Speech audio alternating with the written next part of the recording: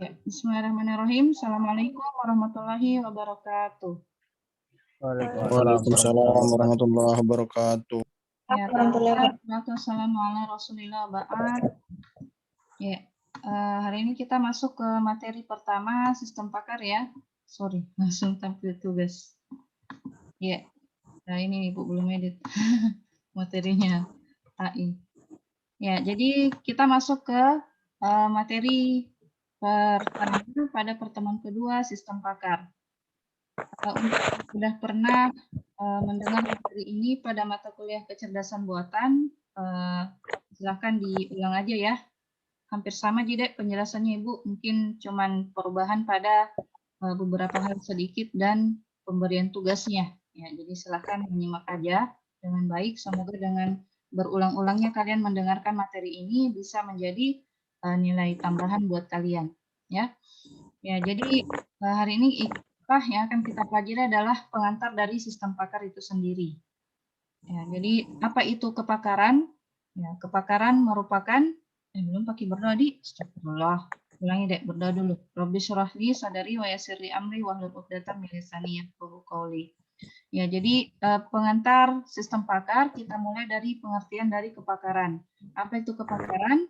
Yaitu suatu pengetahuan yang diperoleh dari pelatihan, membaca, dan pengalaman. Ya, jadi kalau seseorang telah melalui pelatihan, ada beberapa referensi yang dia dapatkan, dan disertai juga dengan pengalaman, maka itu sudah bisa dikatakan sebagai pakar. Ya. Kalau cuma pelatihan, tanpa ada pengalaman, ya diuji dulu hasil pelatihannya, maka itu belum bisa disebut pakar. Nah, kemudian kepakaran ini memungkinkan para ahli untuk dapat mengambil keputusan lebih cepat dan lebih baik daripada seseorang yang bukan pakar. Ya, jadi pengalaman dapat menjadi penentu bahwa seorang pakar itu dapat mengambil keputusan dengan cepat atau lebih baik. Semakin banyak, semakin cepat. Kalau semakin sedikit pengalamannya, biasanya semakin lama keputusan yang diambil. Kenapa ini ada yang chat? Oke, nanti yang kelewatan absennya sebentar ya. Nanti kita selesai. Nah, kemudian dari segi kata pakarnya itu, yaitu seseorang yang mempunyai pengetahuan, pengalaman, dan metode khusus, serta mampu menerapkannya untuk memecahkan masalah atau memberi nasihat yang lebih cepat, lebih baik, dan lebih bijak dari kebanyakan orang. Jadi hampir mirip tadi pengertiannya dengan kepakaran. Nah, pakar itu bisa kita lihat di dunia nyata seperti siapa biasanya yang melakukan diagnosa, dokter, ya, siapa lagi teknisi, kalau dalam hal bidang hardware ya, teknisi, siapa lagi? Ya, pakar dari seorang guru misalnya atau dosen, kemudian pakar dari ya pokoknya yang ahli dan yang sudah punya pengalaman seperti itu. Nah, kemudian kalau kita gabung antara sistem dan pakar, itu adalah salah satu cabang dari kecerdasan buatan, ya, yang paling banyak dibuat aplikasinya. Nah, jadi sistem pakar ini sudah begitu banyak kita lihat judul-judul skripsi maupun penelitian yang dilakukan oleh orang-orang di seluruh dunia ini selain dari aplikasi game. Jadi game itu juga merupakan salah satu dari cabang kecerdasan buatan. Nah, kemudian sistem pakar mencoba membuat komputer untuk berpikir dan menyelesaikan masalah layaknya seorang pakar. Jadi, bagaimana caranya kita akan membuat aplikasi sistem pakar yang dapat menyelesaikan masalah sesuai dengan inputan yang diinput oleh user, bisa diproses dan memberikan solusi layaknya seperti seorang pakar. Jadi kita pindahkan ke ini si pakar menjadi sebuah aplikasi. Seperti itu ceritanya sistem pakar, ya. Nah, adapun beberapa contoh yang bisa kita lihat di sini, ini ada aplikasi yang sudah terkenal ya. Ada beberapa aplikasi yang Ibu lihatkan nanti itu sudah terkenal dan dipakai oleh orang di seluruh dunia. Contohnya MyChim. Ini adalah aplikasi sistem pakar yang ditemukan pada tahun 70-an. Jadi sudah begitu lama ya. Kita belum lahir, sistem pakar sudah ada. Nah, apa aplikasi MyChim ini? Yaitu sistem pakar medis yang bisa mendiagnosa penyakit infeksi dan merekomendasikan pengobatannya. Nah, jadi itu salah satu aplikasi dari sistem pakar dapat mendiagnosa penyakit serta dapat merekomendasikan pengobatannya. Ya, cuman kalau seperti ini harus hati-hati dalam pembuatannya, harus dilakukan uji coba, beberapa kali uji coba sehingga bisa diterapkan di dalam masyarakat karena berhubungan dengan pengobatan, ya. Jangan sampai kita salah memberikan output resep obat tapi tidak sesuai dengan yang dikatakan oleh si pakar. Jadi kalau berupa diagnosa dan diagnosanya itu merekomendasikan pengobatan, ini harus hati-hati dalam penerapannya di masyarakat. Harus dilalui beberapa kali uji coba. Nah, jadi dari judulnya aja, dari manfaatnya aja bisa kita ketahui ya apa saja yang akan diinput. Ya, tentu saja berupa data-data pasien, yaitu berupa umur, riwayat kesehatan, hasil lab, dan informasi terkait lainnya, sehingga dapat mendukung apa output dari sistem pakar tersebut. Nah, kemudian ada juga aplikasi yang lain, contohnya Dendral. Ini adalah mengidentifikasi struktur molekular. Nah, jadi sistem pakar juga dapat diterapkan dalam ilmu kimia, ya. Nah, kemudian aplikasi berikutnya yaitu XCON, ini untuk membantu konfigurasi sistem komputer besar. Ya, jadi dapat merekomendasikan bagaimana cara mengkonfigurasi sistem pada sebuah server yang besar misalnya. Nah, kemudian aplikasi Excel ya, bukan Excel Microsoft Excel. Nah, ini untuk sistem pakar untuk membantu karyawan yang bekerja pada bagian penjualan untuk memilih komponen sistem PACS-nya, ya. Jadi misalnya karyawan tersebut kelabakan dalam memilih komponen yang paling tepat dalam suatu sistem, maka dibantu dengan sistem pakar agar tidak sulit lagi karyawannya.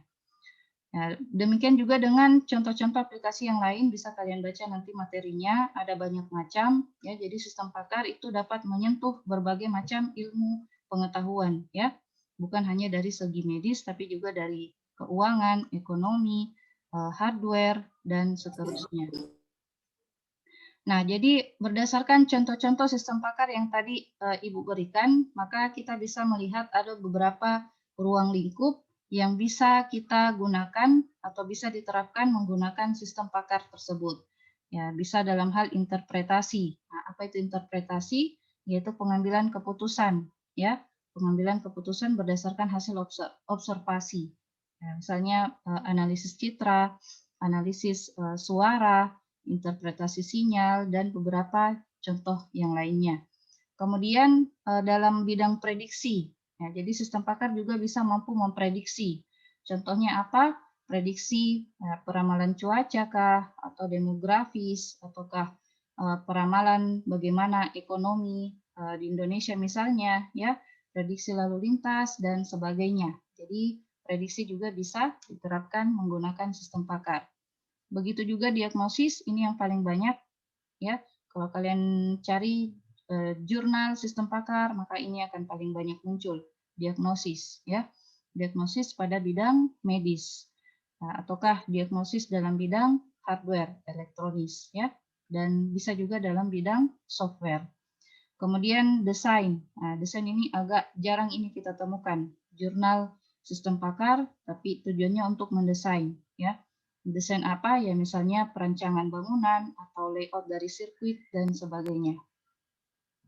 Ya, bisa juga dalam hal perencanaan keuangan kah atau komunikasi militer dan sebagainya. Bisa juga dalam hal monitoring, ya monitoring, misalnya monitoring tingkah laku dari seseorang kah atau tingkah laku dari sistem yang akan kita monitor.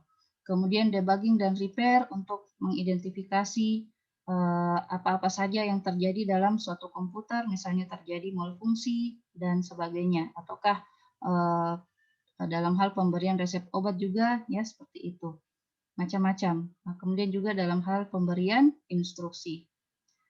Ada juga dalam hal dalam bidang kontrol, pengontrolan atau pengawasan pada beberapa sistem, kemudian seleksi, ini juga bisa, tapi seleksi biasanya lebih kepada sistem pendukung keputusan ya. Kalau seleksi, kalau sistem pakar masih agak jarang menggunakan menerapkan sistem pakar dalam hal seleksi. Kemudian simulasi dan sebagainya. Nah, jadi dari contoh-contoh dan ruang lingkup yang telah dijelaskan tadi, maka akan ada beberapa manfaat yang bisa kita peroleh dari sistem pakar ini. Ya, contohnya memungkinkan orang awam, ya, orang awam ini maksudnya orang yang tidak paham dengan komputer ataukah suatu bidang tertentu, itu bisa mengerjakan pekerjaan para ahli. Dia tinggal input saja ke dalam sistem pakar, kemudian maka akan keluar output-nya. Kemudian manfaat yang kedua bisa melakukan proses secara berulang, secara otomatis. Ya, jadi tidak seperti kalau kita ke suatu dokter itu harus pakai biaya lagi kalau mau diulangi pemeriksaannya ya. Nah, kalau sistem pakar mau berulang kali berapa kali dilakukan konsultasi dalam sistemnya itu tidak menjadi masalah. Malah itu menjadi manfaat yang berguna atau nilai plus dari aplikasi yang dibuat. Kemudian manfaat yang ketiga, sistem pakar dapat menyimpan pengetahuan dan keahlian dari para pakar. Kemudian sistem pakar mampu mengambil dan melestarikan keahlian para pakar, kemudian tidak memerlukan biaya saat digunakan, atau ya ketika digunakan sehari-hari itu tidak perlu lagi. Kemudian dapat digandakan atau diperbanyak sesuai kebutuhan. Kemudian dapat memecahkan masalah lebih cepat. Kemudian dapat menghemat waktu. Kita bayangkan kalau kita mau pergi periksa ke dokter, ya bukan main ya, harus melalui dulu pendaftaran, antrian, kemudian setelah diperiksa dibayar lagi. Nah, itu banyak sekali langkah-langkah yang dilalui. Sementara kalau sistem pakar, ya tinggal kita input saja, lalu akan keluar output-nya. Kemudian meningkatkan kualitas dan produktivitas. Ya, jadi namanya juga sesuatu yang dibuat oleh manusia, tidak selalu itu hanya baiknya saja yang akan kita dapatkan ya, pasti juga ada kelemahannya, karena namanya juga manusia. Jadi karena manusia yang buat, pasti ada juga kelemahan dari sistem pakar. Apa itu? Yaitu biaya yang diperlukan pada saat mau dibuat ya, atau perancangannya, atau pengadaannya. Jadi itu memerlukan biaya yang sangat mahal, ya, karena akan melalui serangkaian proses, wawancara dengan si pakar, kemudian bagaimana komunikasinya dengan knowledge engineer-nya sehingga terbuatlah atau terciptalah aplikasi sistem pakar tersebut. Jadi sebelum pembuatannya yang memerlukan biaya yang mahal. Kemudian agak sulit dikembangkan ya karena ketika sudah jadi nih aplikasinya itu untuk berpindah ke pakar yang lain lagi, misalnya kita mau adakan pengembangan ya, perbaikan sistem itu kita harus menuju ke pakar yang sebelumnya kita wawancarai. Kalau berpindah lagi ke pakar yang lain, maka akan sulit ya, seperti itu. Karena antara pakar yang satu dengan pakar yang lain kemungkinan terjadi perbedaan persepsi lagi. Nah, itu salah satu kelemahan dari sistem pakar. Nah, kemudian sistem pakar itu tidak harus 100% ya benar karena pasti ada beberapa hal yang miss. Nah, ini dipengaruhi oleh si pakar. Jika beruntung kalau pakar yang kita wawancara ini adalah orang yang memang sudah sangat berpengalaman, sudah diakui oleh seluruh masyarakat, maka sistem pakar yang akan dibuat itu insya Allah mendekati 100%. Tapi kalau masih tergolong baru, si pakar ini masih tergolong baru, belum terkenal di masyarakat, maka tingkat keyakinan dari sistem pakar yang dibuat itu biasanya masih belum bisa mendekati 90%, ya. Seperti itu. Nah, kemudian pendekatan setiap pakar itu ya seperti tadi Bu bilang, pengalaman setiap seorang pakar itu berbeda-beda, jadi pasti juga berbeda-beda apa yang menjadi informasi dan hasil dari respon setiap informasi yang didapatkan dari masing-masing si pakar. Nah, kemudian karena kelemahan dari itu, maka transfer pengetahuannya pasti bersifat subjektif ya, karena tergantung dari si pakar. Nah, kemudian kurangnya rasa percaya user dapat menghalangi pemakaian sistem pakar. Jadi seperti itu. Si pakar ini sangat menentukan bagaimana kelayakan dan bagaimana akurasi dari sistem pakar yang akan dibuat oleh si knowledge engineer ini. Nah, adapun struktur yang bisa kita dapatkan dari sistem pakar ini, bagaimana cara membangun sistem pakar ini, maka berdasarkan penjelasan Ibu tadi ada dua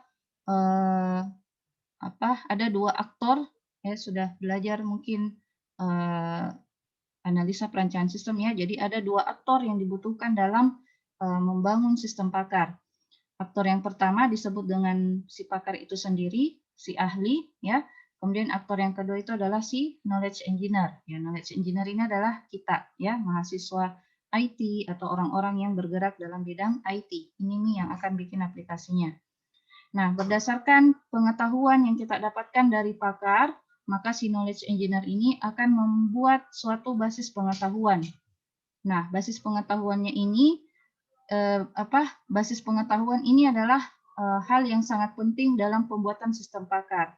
Ya, kenapa? Karena kalau sudah salah di sini, Dek, maka pemilihan mesin inferensi dan pembuatan aplikasinya nanti akan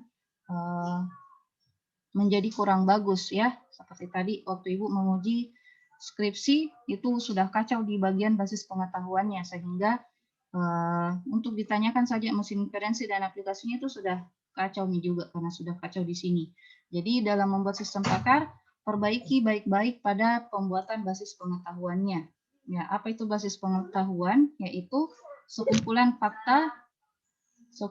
fakta dan aturan yang kita dapatkan dari si pakar. Ya, misalnya kalau faktanya, misalnya gejala-gejalanya ini, ya, gejala A, gejala B, gejala C, diagnosanya apa, kemudian tingkat keyakinannya berapa, ya, seperti itu, basis pengetahuan namanya. Ya, kita dapatkan informasi atau akuisisi pengetahuan dari si pakar.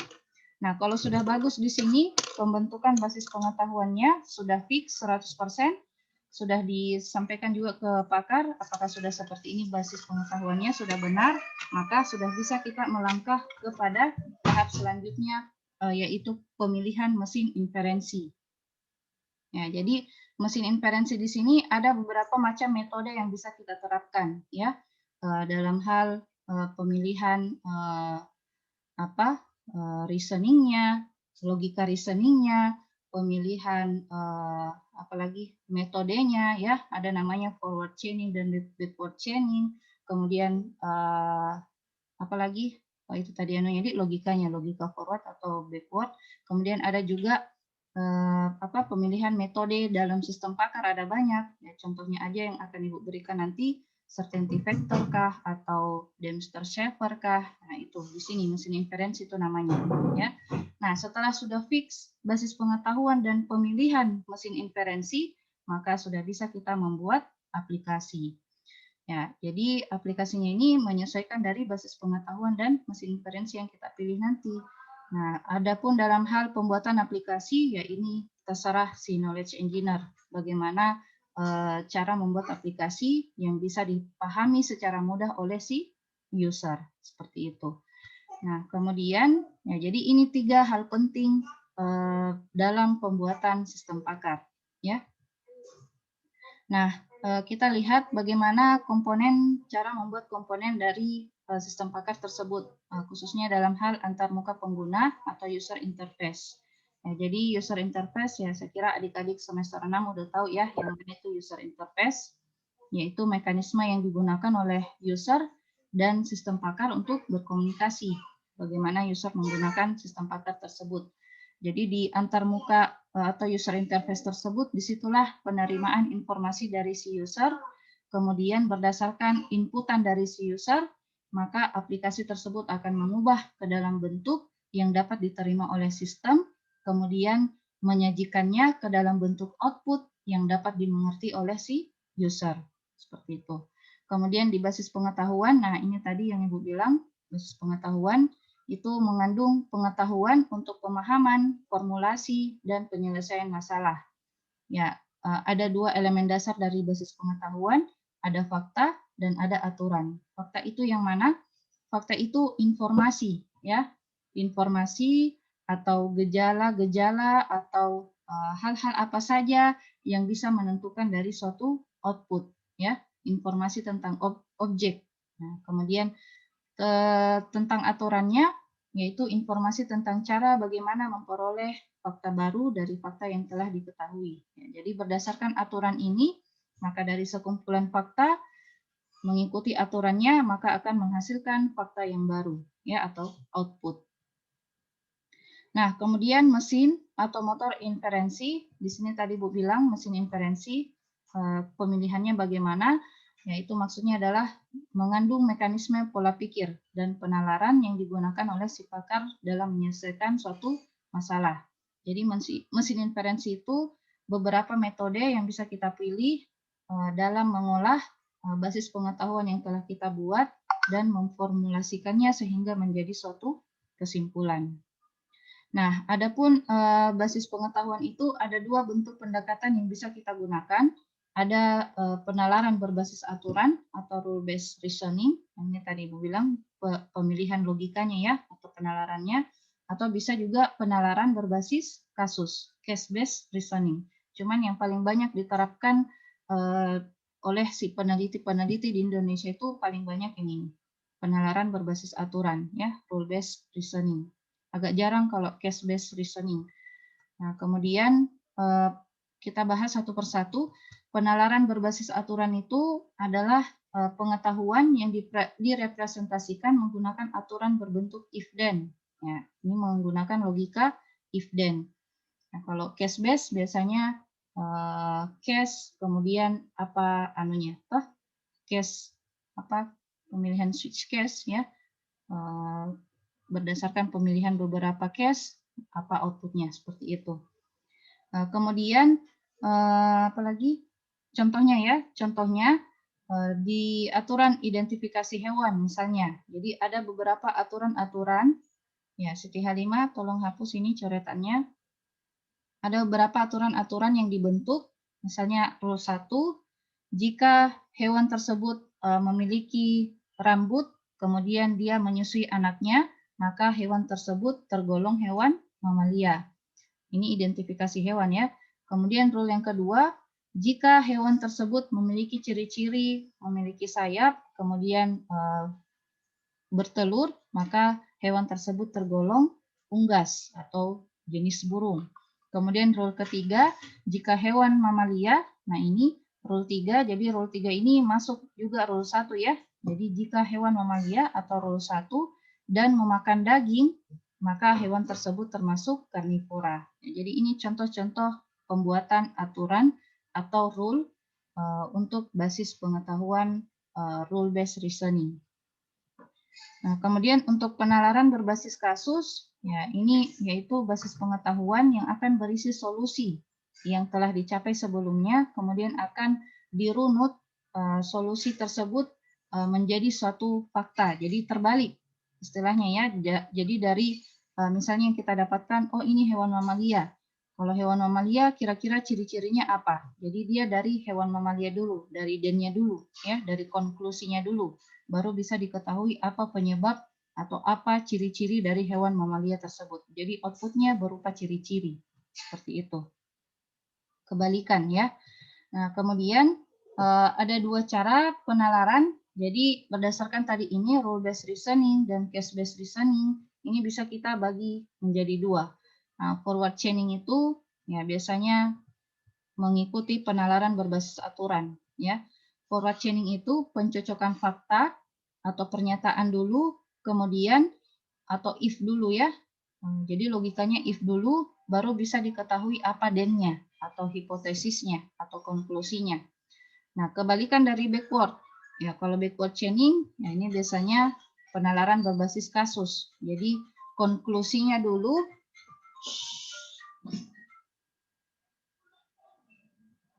ya, konklusinya dulu, dan dulu baru bisa kita mengetahui komponen apa saja atau fakta-fakta apa saja yang berkaitan dengan konklusi tersebut.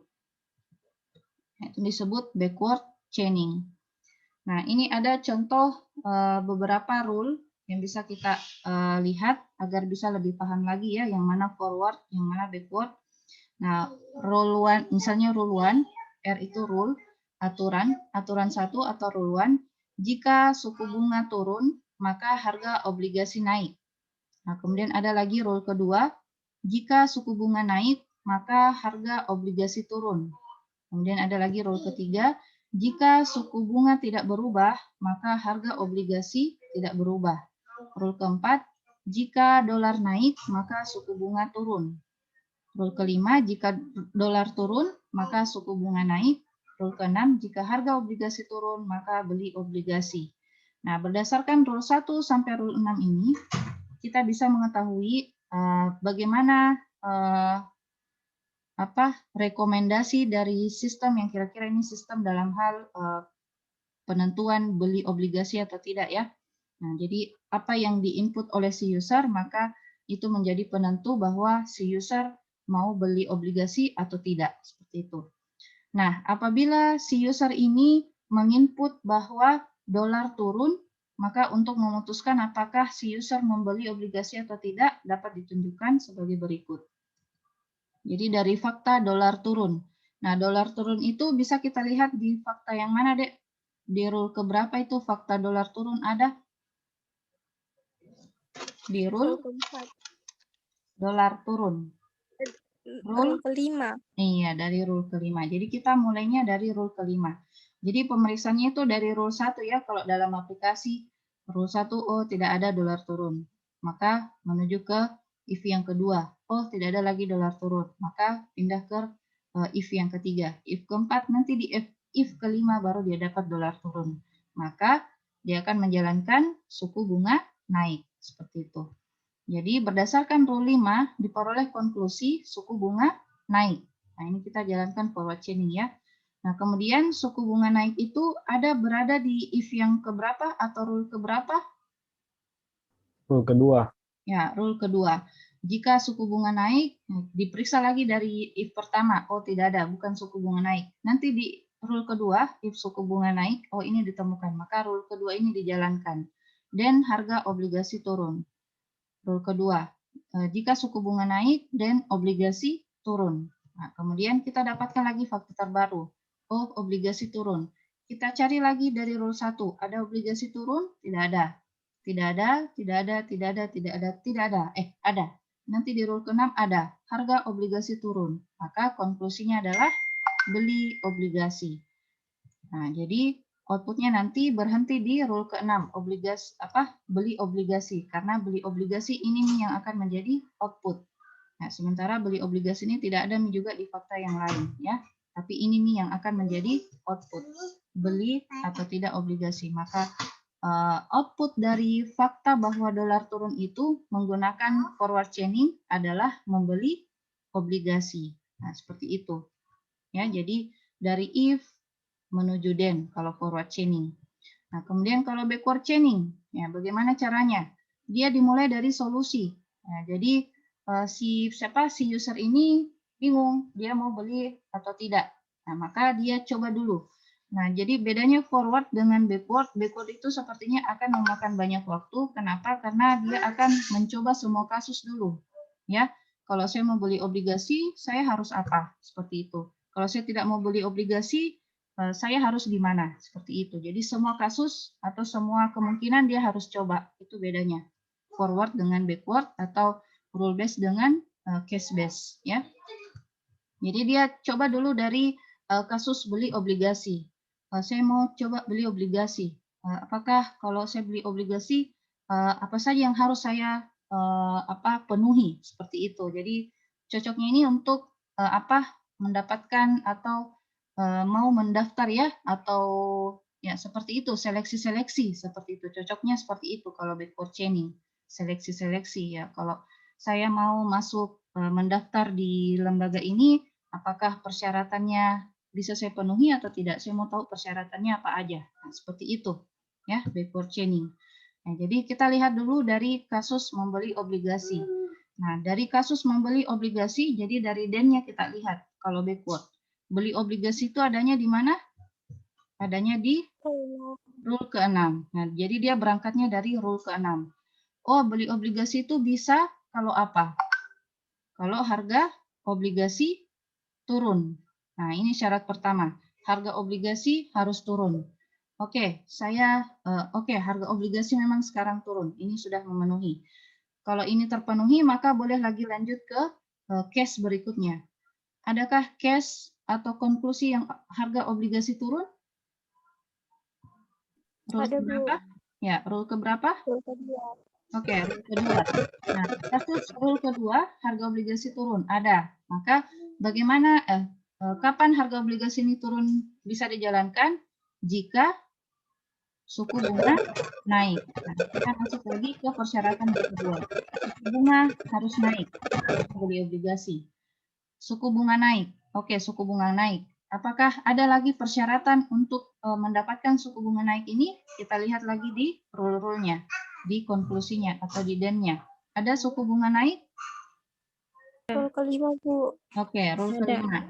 Suku bunga naik ini bisa dipenuhi jika ada syarat dolar turun. Nah, ini lagi yang menjadi syarat ketiga. Jadi syarat pertama tadi harga obligasi turun, kedua syarat keduanya suku bunga naik, syarat ketiganya dolar harus turun. Oke, syarat ketiga dolar turun. Kita lihat lagi di penentuan den-nya atau konklusinya atau ya rule-nya. Apakah ada konklusi yang menyatakan dolar turun? Ada. Tidak ada? Ya, kalau tidak ada, maka sampai disinilah perhentian dari penalaran backward chaining. Jadi ada 3 syarat yang bisa mendukung keputusan beli obligasi dari si user. Syarat yang pertama adalah dia harus harga obligasinya turun, kemudian suku bunganya naik, dan dolarnya turun. Dolar lagi turun. Ya, jadi seperti itu. Maka outputnya itu nanti seperti itu, Dek. Si user boleh beli obligasi kalau memenuhi 3 syarat ini. Jadi ini yang menjadi output. Harga obligasi turun, suku bunga naik, dan dolar turun. Nah, kalau forward chaining tadi outputnya cuma 1, beli atau tidak membeli. Bisa dipahami, Dek? Bisa dipahami perbedaan antara forward dengan backward? Bisa ya? Iya, Bu. Ya, oke. Nah, kita coba lagi contoh yang kedua, misalnya dalam hal medis ya, diagnosis. Ya, dalam hal ini, sistem pakar ini memiliki 5 buah rule. Rule pertama, jika batuk dan pilek, maka flu. Masih ingat dikit logika N toh? Bagaimana lagi itu logika N? Kalau ini true, maka den-nya true ya. Den-nya bisa dijalankan kalau true dengan true ya. Antecedennya semuanya true. Ya, kalau hipotesisnya kalau ada salah satu yang antecedennya yang salah, maka konklusinya menjadi salah. Itu logika N ya. Kalau logika OR, bagaimana logika OR? Satu kondisi benar. Satu kondisi benar. Iya, konklusinya benar kalau cukup salah satu saja yang benar. Oke, jadi rule pertama, if batuk and pilek, then flu.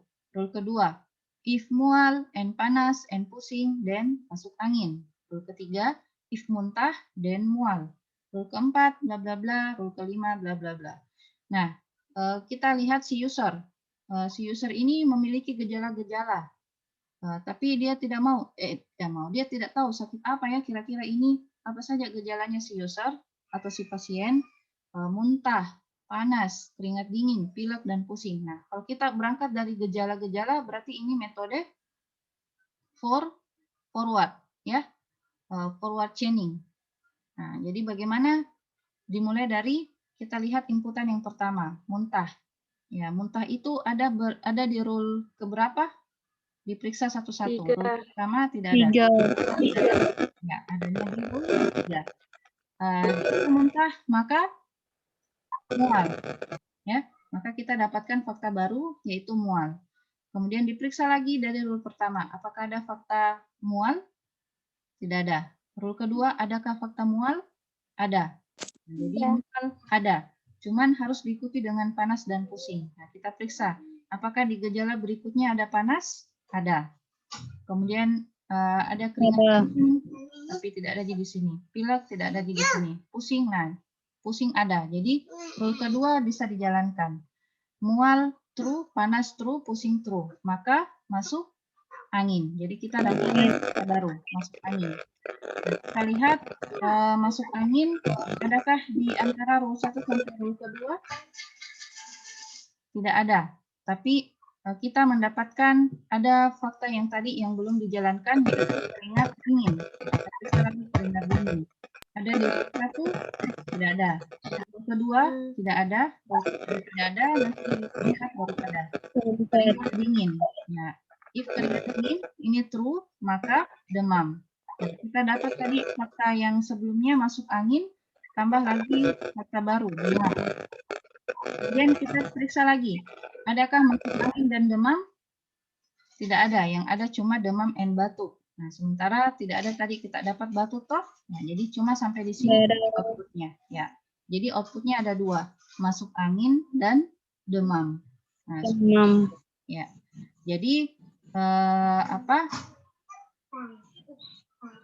Ya, ini penjelasannya yang tadi secara tulisan ya, silakan dibaca bagi yang tidak hadir. Jadi diagnosanya si pasien mengalami mual, demam, dan masuk angin. Ya, ada 3 fakta tadi kita dapat.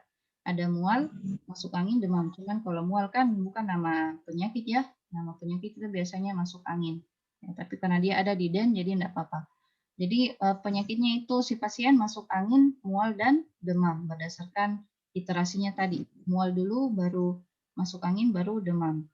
Nah, kemudian bisa kita tambahkan sebagai nilai tambahan pada aplikasi yang kita bikin, bisa ditambahkan dengan saran. Apakah kalau penyakitnya begini, segera ke rumah sakit atau tidak perlu. Ya, seperti itu. Sampai di sini bisa dipahami untuk forward chaining? Ya, gampang Ji ya, karena kita mengikuti if then, logika dari if then ini. Yang agak rancu biasanya backward chaining. Ya, backward kita berangkat dari then, lalu diperiksa if-nya. Semacam logika kalau di struktur pemrograman biasanya yang pada switch case ya, berdasarkan kasus-kasusnya. Nah, kemudian ini adalah contoh representasi pengetahuan dari pakar. Ya, misalnya Anda si knowledge engineer ini meminta atau mewawancarai si pakar untuk mendeteksi kerusakan dari komputer. Ya, jadi kita untuk kolom pertama kita berikan dulu kode-kode ya, kode-kode tertentu untuk gejala-gejala kerusakan pada suatu komputer. Ya, jadi setelah kita wawancarai ini si pakar, si teknisi ini, pakar teknisi komputer, kita bikin list-listnya, oh ini adalah gejala-gejala kerusakan yang biasanya terjadi pada komputer. Nah, setelah ada gejala ini kita dapatkan, maka kita berikan kode untuk masing-masing gejala. Ya, jangan ingat jangan sampai ada kode yang berulang, kemudian jangan sampai ada gejala yang berulang. Ya, itu semua harus diperiksa. Nah, setelah itu berdasarkan kode dan gejala ini, maka kita tentukan lagi kode kerusakan, jenis kerusakan yang biasanya terjadi pada komputer. Misalnya kalau A1 itu adalah monitor rusak. Nah, jadi kalau monitor rusak, apa saja biasa gejalanya? Nah, itu di checklist ya. Kalau monitor rusak, biasanya gejalanya tidak ada gambar tampil di monitor. Kemudian ada garis horizontal atau vertikal pada monitor. Kemudian tampilan awal BIOS itu bukan gejala untuk monitor rusak dan seterusnya. Jadi kalau gejala-gejala tersebut bukan merupakan jenis kerusakan tertentu, maka itu jangan di checklist ya. Nah, kalau gejala tersebut memang jenis kerusakan dari komputer tersebut, maka berikan checklist pada masing-masing gejala. Nah, jadi semua jenis kerusakan ini A1 sampai A17 ini kita berikan juga kode agar memudahkan dalam pembuatan tabelnya nanti ya. Nah, jadi berikan juga keterangan untuk jenis kerusakan A1 itu monitor rusak, A2 itu memori rusak, A3 itu hard disk rusak, hingga A17 itu adalah mouse rusak. Jadi seperti itu. Jadi sebelumnya itu bikin dulu ini kode dan gejala kerusakan tabel pertamanya ya. Jangan mengklik dulu ada ini. Kemudian tabel yang kedua itu tabel jenis kerusakan dan beserta kodenya. Tabel yang ketiga baru kita bikin ini. Jadi nanti bisa disingkat. Cukup kode gejalanya saja sama kode jenis kerusakannya. Kemudian di checklist.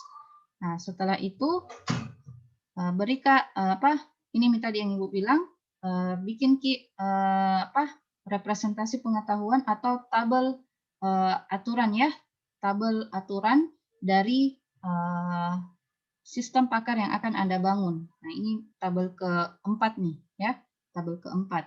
Sebenarnya bisa langsung ke sini, cuman supaya gampangnya kita bikin dulu seperti ini ya, supaya jelas. Nah, tabel keempatnya seperti ini. Rule 1 sampai rule 17 ya, berdasarkan jenis kerusakan ini. Rule 1 sampai rule 17. Nah, rule 1 itu apa saja gejalanya? If B1, B2. Ini toh jenis kerusakan yang satu tadi. A1, B1, B2 yang terchecklist. Selain itu tidak ada. Kemudian kalau rule kedua atau jenis kerusakan kedua, yang mana yang terchecklist?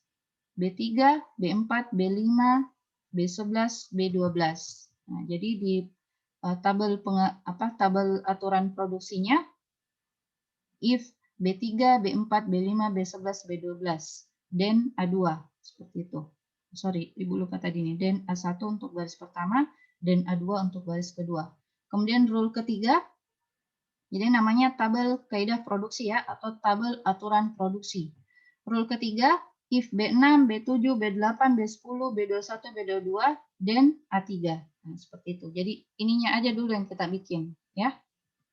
Nah, sudah sampai di situ materi Ibu hari ini. Untuk tugasnya, ya lagi-lagi Ibu minta carilah satu jurnal sistem pakar. Ya, belum Ibu suruh kumpul toh, tapi untuk tugas satu ini silakan kita tulis nih.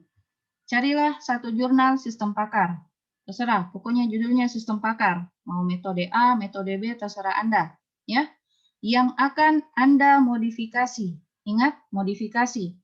Modifikasi terserah Anda mau modifikasi dalam hal penambahan aturannya, atau penambahan gejalanya, atau penambahan diagnosisnya, ataukah perubahan metodenya. Ya, terserah Anda. Yang jelas ada modifikasi. Ya, berdasarkan satu jurnal yang kalian dapatkan. Jadi tidak boleh sama persis dengan jurnal yang kalian dapatkan. Lakukan modifikasi, oke? Modifikasi yang akan Anda modifikasi dan jadikan tugas selama satu semester ini. Jadi ini di satu jurnal ini yang akan kalian obrak-abrik ya istilahnya, yang kalian yang kalian akan bedah selama satu semester ini. Jadi fokus ke satu jurnal aja. Bisa dipahami yang ini, Dek? Bisa? Oke. Kemudian setelah Anda tentukan jurnal tersebut, kemudian berdasarkan jurnal tersebut di atas, ya, ini setelah kalian pilih, satu, jelaskan pemilihan basis pengetahuannya.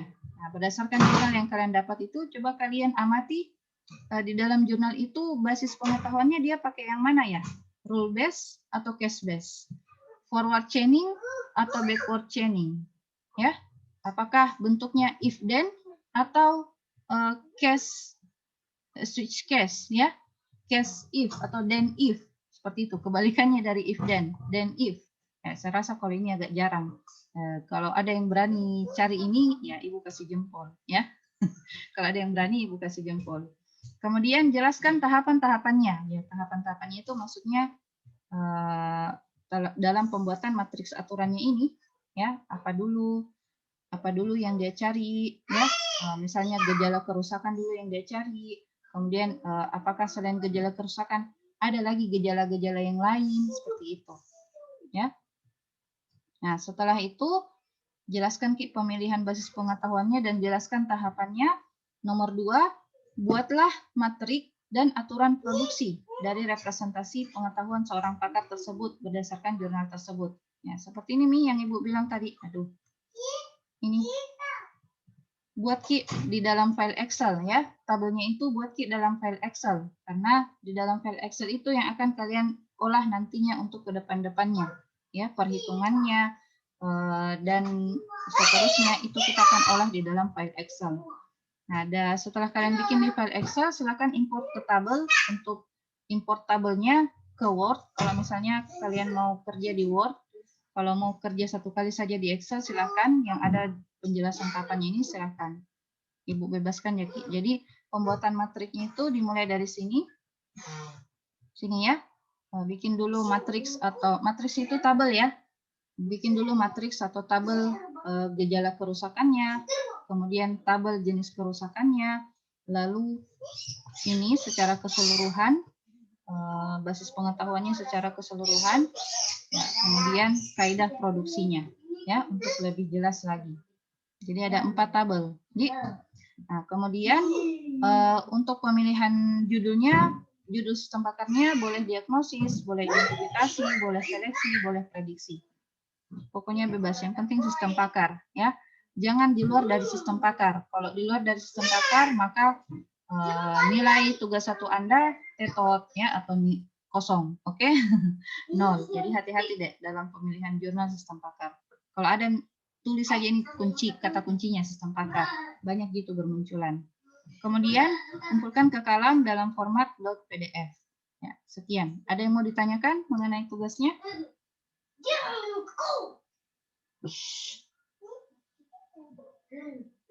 Ada yang mau ditanyakan, Dek, untuk tugasnya?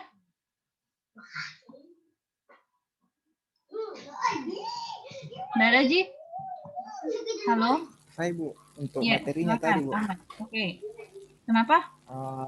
Untuk materinya tadi. Oh iya, kenapa materinya? Yang mana? Itu yang tadi forward chaining kan sudah ada nih mual kan Bu. Udah apa tidak ditulis itu? Ulangi, Dek. Forward chaining kenapa? Yang itu yang contoh yang tadi ada mual, ada batuk. Ya. Itu kan sudah ada nih mual di dalam dimasukkan ini. Mungkin tidak usah nih ditulis lagi mual itu. Untuk di goalnya. Iya. Iya. Sebenarnya tergantung dari kita di si knowledge engineer, ya, si programmer mau menampilkan ini kalau dia sudah masuk di gejala atau tidak perlu, ya. Jadi silakan bagaimana efektifnya. Kalau Ibu sih bagusnya yang menjadi keputusan terakhir aja, masuk angin sama demam, ya, karena mual ini termasuk dari gejala, tapi demam juga termasuk juga gejala. Jadi terserah yang mana yang menjadi keputusan akhir, maka itu yang menjadi output terakhir. Biasanya sih output terakhir itu yang menjadi outputnya nanti, keluarannya di sistem pakar. Jarang itu yang lebih dari 1 outputnya. Kalaupun ada, ya berarti si programmernya memberikan opsi yang kedua, ya, atau output yang kedua untuk memberikan keyakinan pada si user. Bisa dipahami, Ahmad? Oh iya Bu. Satu lagi Bu. Iya. Kalau misalnya pilih ke sistem pakar nanti tuh Bu, Ya. tapi terkendala dengan kelemahannya kayak biayanya mahal. Oh, enggak, Ji. Jauh. Misalnya kayak mau bikin skripsi begitu. Iya. Enggak, Ji. Biasanya enggak gitu, enggak jadi permasalahan kelemahannya, ya. Itu hanya untuk pengetahuan saja buat kita tuh, untuk programmer. Kalau mau bikin aplikasi yang tentang sistem pakar, ya ini kelemahannya. Jadi pengetahuan saja buat kita, pertimbangan saja. Tapi kalau untuk pengaplikasiannya atau pemilihan judul tugas akhir, enggak, Ji, itu enggak dibahas di dalam pengujian atau pada seminar proposal, enggak, Ji. Oke? Iya. Oke. Ada lagi yang lain, Dek? Ini tadi saya ketika Ibu mengajar tadi agak terganggu tadi si user namanya, salah satu partisipan di sini mahasiswa namanya Funi. Akunnya namanya Funi, terus gambar profilnya itu lagi menguap, Ibu jadi langsung hilang konsentrasi. Kita tolong pasang gambar profil yang benar, ya. Kukira lagi menguap. Menguapnya kenapa enggak tertutup-tutup mulutnya? Siapa di sini Funi? Ini lagi ada partisipan namanya nggak bisa bahasa Inggris. Apa sih? Bikin nama yang benar, ya, Dek. Jangan bikin hilang konsentrasinya dosen, Dek. Gambar profilnya lagi menguap, namanya lagi nggak bisa bahasa Inggris. Jangan, ya. Oh, mati lampu. Mati lampu di sini. Aduh, mati lampu. Jangan sampai jaringan Ibu. Masih kedengaran, Ji? Hai.